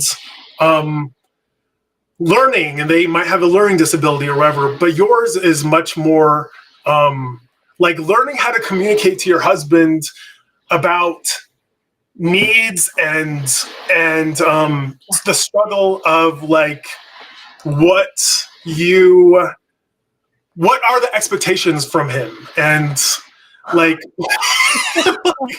like what you yeah, like feeling like kind of like how is someone, you know, expressing their worth or not expressing their worth, and also how is someone like communicating, like yeah, like just it can be like, it's interesting because your 7th house is ruled by Aries, and so with your marriage, like that, because it means nothing to me. it means nothing to you. Yes, like and I love it. It's like the house of like I said, of relationships and traditionally of marriage, and then the overseeing sign outside is Aries. So it tells me that your marriage also like can be like, I wouldn't say volatile, but like like not volatile, but like it's very dynamic and there's a lot of energy there. There's like, it's a very energetic relationship. It's and wine. Yes, and like it needs with that sextile, it needs a lot of communication, and there's something very like childlike about your relationship with your husband too, where, because Aries is the youngest of the zodiac signs, it's the beginning of the zodiac signs, so sometimes like you like, I don't know, tell me if I'm wrong, but I would say that like you guys can bring out the inner child of each other. Oh yeah. Oh my God, we play and love each other so easily and so freely. It's magic. I love that. I'm talking about like the roles of how to manage a house. Yes. Or, you know, finances. Yeah. We collide. This is where the communication unravels. I'm very forward. I want to talk about it. I want to make plans. I want to make budgets. I want everybody to understand. Yes. And it doesn't work that way. And I don't know how to approach it. It's like, you could have had a bug in this office yesterday as I was like talking about this and being like, oh, you know, like fleshing things out. I hope Colleen is like, what the hell? Like, this is how you know you're talking to someone who knows how to read an astrology chart. Like, no, and it's funny because like the energy of that, the Aries, like oftentimes Aries is called like sometimes like the most impulsive of the zodiac, and like so things can be done impulsively that are a struggle. And like it's weird, you talk about like the way children play, in, you know, it's a beautiful thing, but it's also like children can have like sometimes like spats that are very like intense but short period of time. Where it's like, yes, yeah, and like so like, yeah, that's like really pretty much And then there is like, I don't know like your relationship with your dad at all, but like I'm curious, like growing up, what was his relationship to you knowing what you were like, or what you were. I act like you're like some like giraffe. Like, did he know you were a giraffe when you were little? But you know, Yeah. like knowing, because there's your chart also speaks about like kind of like, I don't know, like wanting to like please the dad a little bit, like, and like kind of like being like, or having some kind of struggle around the father a little bit, but not struggle. It's an opposition. It's like, Well, yeah, it was around communication. Like yeah, he and my mom were very kind to each other, never raised a voice, very sweet, held hands. yeah. And then one day they divorced. So I Oh, didn't get to process any of their discontent with each other, that they weren't meeting each other's needs.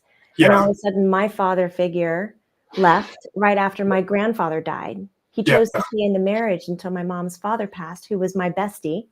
yeah. And so now the main men in my life both left at the same time. And so Okay, it was just like I shut down. I didn't, know what to do, who to trust. yeah, But it took me, I probably didn't speak to my dad for a whole year. okay, And then we slowly came back into it. And when we came back into it, he's very honest and very forthcoming. So probably from the age of 18 yeah, on, thick as thieves.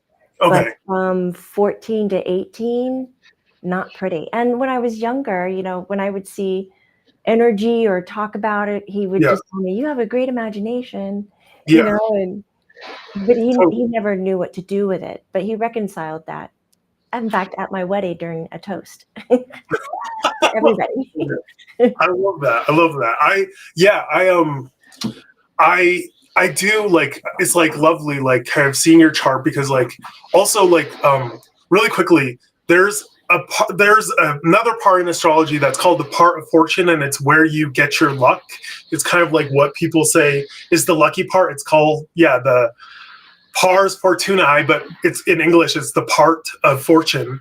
And yours is exactly sextiling your um Pluto, which again tells me, like, it's funny because like it tells me that your work with the underworld, or with the darker aspects of life, and kind of like just the spirits of the dead, that is where you find, that's like a very lucky, So my something luck. that's brought you a lot of luck in life. Why So yeah. won't they give me the lottery numbers so I can help more people? That was like, well, you and I both know, like, I'm like, well, I always think it's like the lottery is funny because it's like, it's statistically extremely difficult. Even the numbers are like it's like millions, one to, so even from a statistical model of knowing that, like, it's difficult. Spirits like are, but also like the whole documentary. I think there was like a documentary about lottery winners, and like 85% of them end up like with no money, and like Yes. because like you don't have the capacity to and the structures to handle it really well. Like a lot of people say they want to win the lottery, but it's hilarious because if you talk to a lot of lottery winners, they say it was the fucking worst thing that ever happened to them in their entire life. So, and I mean, not that it's going to be like that for everybody, but yeah. So it's just funny. Be careful what you wish for, I guess. Absolutely. Yeah. So I'm totally open for questions or anything if people or have curiosities or whatever. So Yes, this has been so eye-opening and so much fun. awesome. Yeah. Should I call you Nurse Jamie from now? Call me what? Nurse Jamie from now. Or isn't that like a movie with Jim Carrey? No, that's Nurse Betty, right? Nurse Betty, yes. Nurse Betty. Okay. Nope, not that. Yeah, I'll be like Taskmaster Tony. I don't know. Oh, man. For those of you who are watching, I was wondering, Jesse, quietly, can you pick a number between 1 and how young are you these days? Or is that not? No, I'm like, how old do I look? No, I am 38. No, you don't look that. Okay, it's the micro needling. 1 through 38. Pick a Okay. number quietly. And do you have something to write it down with? Or I type do. it on your phone? Yeah, I have it. I totally have it in my mind. Don't change it. Okay, I'm not changing it. Okay, whoever is here, the first person to guess Jesse's number, I will buy you a session with him. Oh, So it was a little holiday giveaway. oh my God, You're fun! live with me now, and you throw up a number between 1 and 38. 1 is included, 38 is included, 0 is not included. Throw it up there. He's written down the number, and at the end, which will be just shortly, will whoever's closest or named it first. So we'll give you about 3 minutes to really wrestle with your own intuition to dive into Jesse's world. 2 people get it. Already? No. The first one who types it is the one that gets it. Okay, fair enough. Have you seen it pop up already? No. Have you seen it pop up already? I can, yeah. Like, no one's gotten it yet, actually. I shouldn't say that. Oh, but you did. So now we know. But that's okay. Keep going. Keep going. So if you just heard that at the marker, now you know. Okay. And while you're doing that, I want to pop up. Please tell me that I've done these emails correctly. It's not SD, it is DS. Oh my goodness. And I'm going to put up your information again. Are you watching it? Did somebody name it yet? Oh, don't answer. Okay. So get a hold of Jesse. The first 5 people who email him, you'll have the holiday discount. He'll honor it for $88, which I think is freaking incredible. That won't be one of me. I'm paying his normal price. We're doing, please reach out to him, Soul Searching Astrology. That is on Instagram or email him. Okay, someone got it. Kimberly White. Ah! Exciting. She got it. It was 22. Kimberly was the first one to name 22? Yes. Because it adds up to 4, and 4 is like my favorite number. So, yeah. And we guessed twice. Oh, sure. It was the first person to get it, but we've got, I'm double checking to make sure it's going to be Kimberly. I think Kimberly was the first. 7, 16, 15. So Kimberly, if you don't mind reaching out to me at Jamie at Jamie Butler Medium. Jamie. Or you can reach Colleen. Colleen's probably faster at this. Colleen at Jamie Butler Medium. And give us your contact information. Or I guess we don't need to do that. You just need to reach out to Jesse, right? Yeah. I'll pay for it. And then you reach out to Jesse and you guys can set up your session. Perfect. Yay! So I guess like to wrap up, does anybody have any astrology questions or obviously I can't see your guys' chart, but if you have generalized questions or whatever, maybe I could take a couple and yeah, that'd be kind of cool-ish. Cool, sure. That was Tony saying how interesting it was, how many people picked 17. I wanted to also pose, we've joked in the past about doing a podcast together.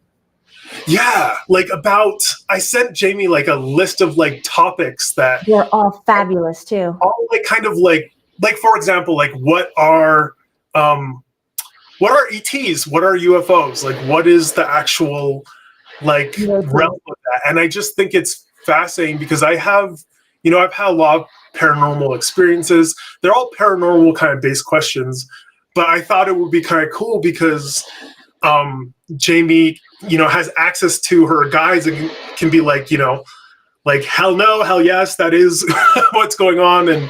And also, like, you guys, people could ask in the chat, like, what is a demon?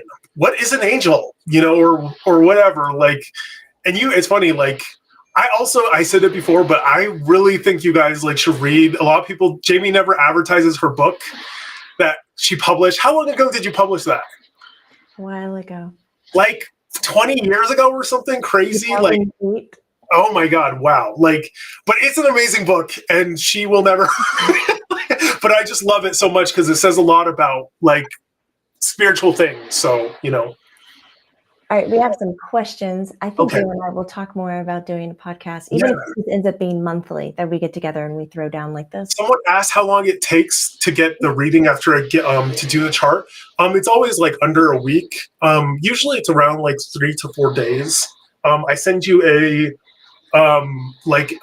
MP3 recording, and I just kind of go through your chart, and I answer also any questions. There's no like limit of questions that you have. If you have, some people have a lot, but most people generally only have like, 5-6 questions that they want. So, yeah. One of the questions was from Chiara Prato. Can you correct some of the not so positive aspects or effects? It's on the main just watching the natal chart. Yeah, like being aware of your chart is like being aware of like going to therapy and being aware of your own issues as well. Like it kind of can help just show things that you need to work on.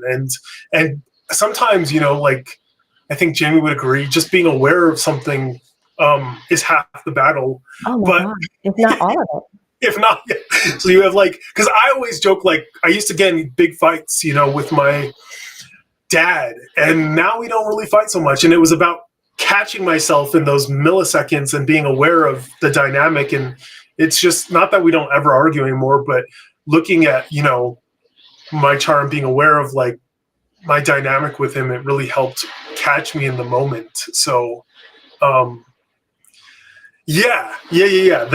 That's the answer kind of to that. And then also I would say, I do tropical astrology, which is Western-based astrology. But there's another very popular form of astrology called Vedic astrology, sidereal astrology, and that is based out of the Vedic tradition out of India, which is actually a much older form of astrology. Like I told you guys before, there's Chaldean astrology, there's Egyptian astrology. Like there are many different cultures that have studied astrology and incorporated it into their life. So about your question about fixing things in your chart, in Vedic astrology, you can go to a Vedic astrologer and they'll look at difficulties in your chart and they'll actually tell you things to do that can help rectify issues in your chart. So, like wearing certain colors or engaging, like saying certain mantras or engaging in certain exercises or et cetera, et cetera, et cetera. So like when, if you have a really good Vedic person, they can like actually make some suggestions on how to maybe like tone down some of the more difficult parts of your chart. Yeah, and also like what to eat and things of that nature. Yes, totally. Scotty's asking, is it normal to have 2, is it called stellium? I would say that's like not actually, I mean, it's not completely rare, but it is on the rarer side to see it. But when you see stelliums, like I said, there's 3 or more planets that are clustered into one sign. Sometimes you'll see those are areas of focus for that person that they're meant to exhibit and work with the energies of that zodiac sign for their soul purpose and etc. But sometimes I've seen charts where it's like people have huge packed energy, like 5 planets in one sign practically, and I think the most you can have is 5. I'm not positive, but like this.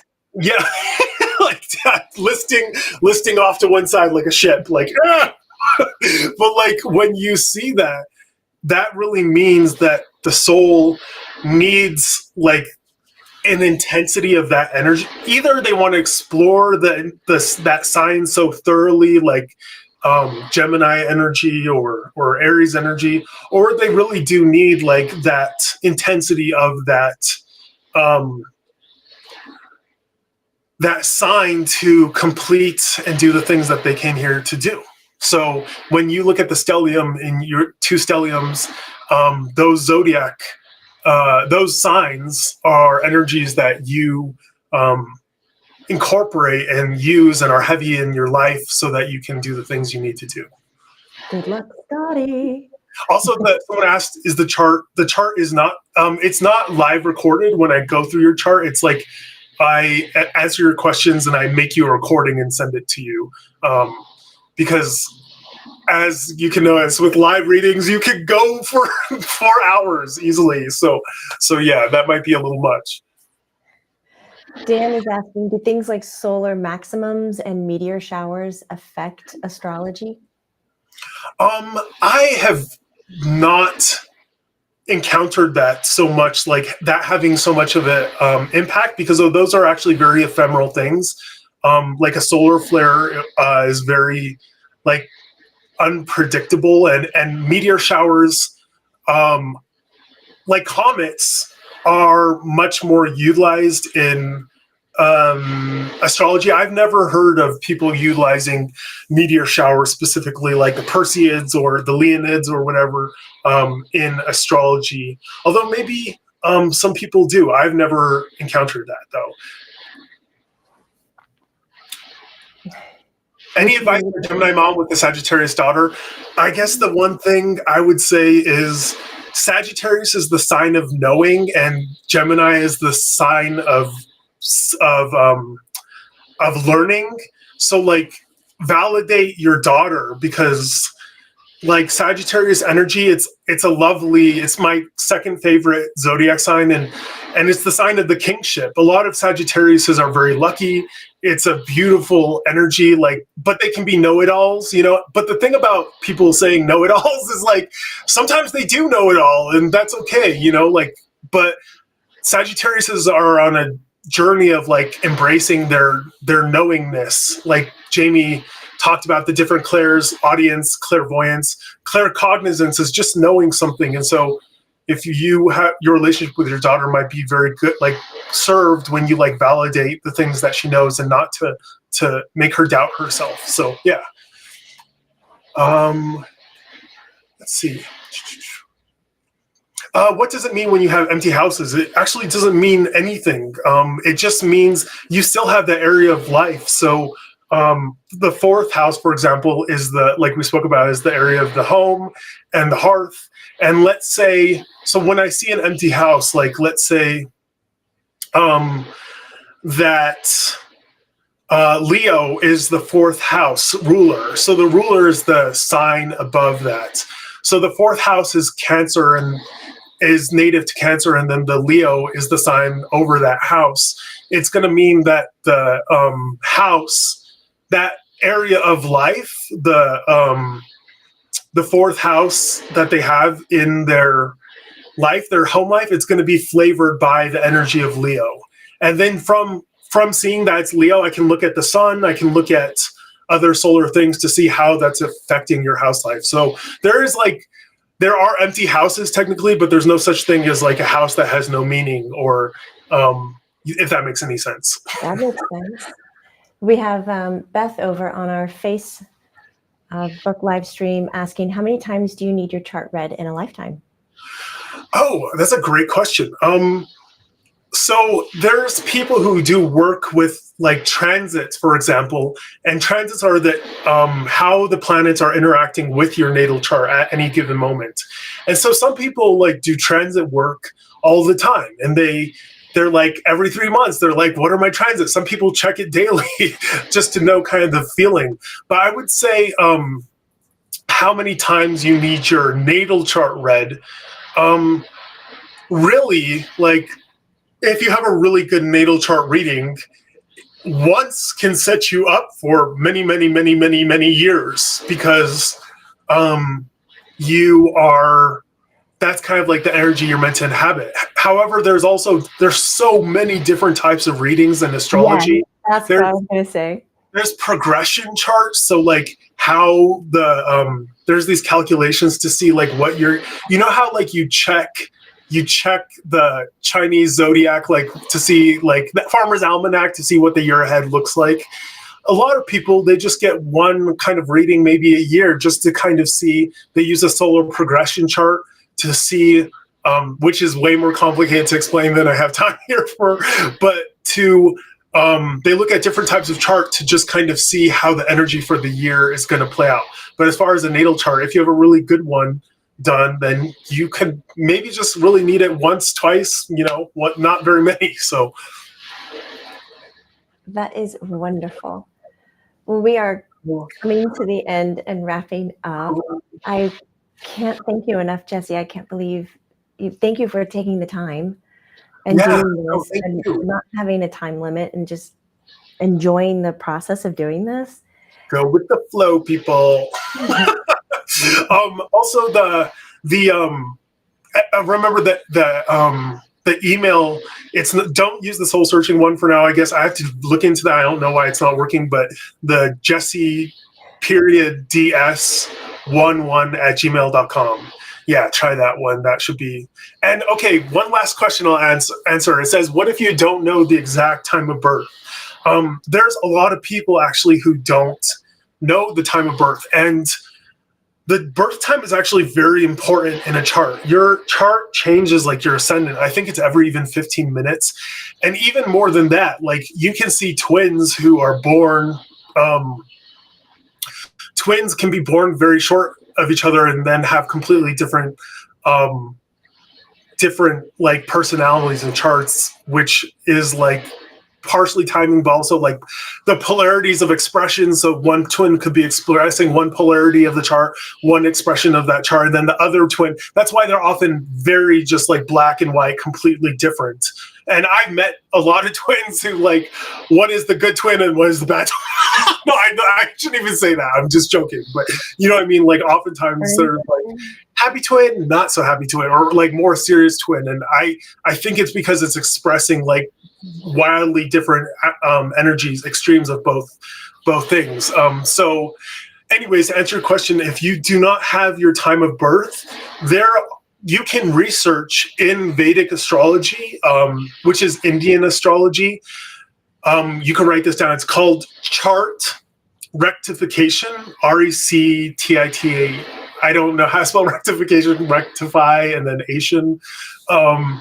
And if you find a really good astrologer who does that, they'll be able to look at events in your life, like marriages or births or divorces or whatever, and they can actually really get very, very close to pinpointing when you were born. Because I've actually used that for a friend of mine who I don't know how to do it, but I referred her to somebody, I can't remember who, but someone for chart rectification. So yeah. It's crazy because a lot of birth certificates, like depending on where you're born or like the access, a lot of them sometimes don't have. Nowadays they're slap the baby on the butt 526, like here we go, and but like a lot of them didn't have that so much in the past. But nowadays, most 99% of birth charts or birth certificates should have it. It's on your birth. It should be on your birth certificate, but if it isn't, then you can do the things I talked about. God, this is so interesting. Thank you. Thank you, Jesse. Oh my God, it's been so lovely. You're so lovely. You all are so lovely. I really appreciate like just letting me come on and share my passion. And what I like love about astrology is that it's just like it's of the divine, and dive in, as if you want to say it in a different way. So we could use a lot of words around it. I'm just so very happy now that the Lumi community has met you. Now I can talk about you and people can understand, my obsession with your laughter and your viewpoint and how you share things. You just I love it because what I heard was loony community, which I mean, I love that too. So the loony community. Yes. This has been great. I cannot wait to go home and talk to my husband. Perfect. Okay, awesome. Well, freaking we'll catch up soon. And email me with any questions. And freaking I hope you all have a lovely, non-stressful, productive holiday. Yeah. Yes. Okay. All right, so Jesse, you stay put. I'm going to end the session here, and I have a few words to share with you. Luminaires, have a beautiful holiday. Take care of yourself. Remember, this is not woo-woo. It's true. And please, if you've heard anything that you like, do a solid, share it with a friend. Subscribe to our YouTube channel. We do post on Facebook still, but majority on YouTube with our membership as well. And reach out to Jesse and give him a little hello, a nudge, or simply sign up and have a reading from him. I think you can see his talent today. Take care, everyone. Bye.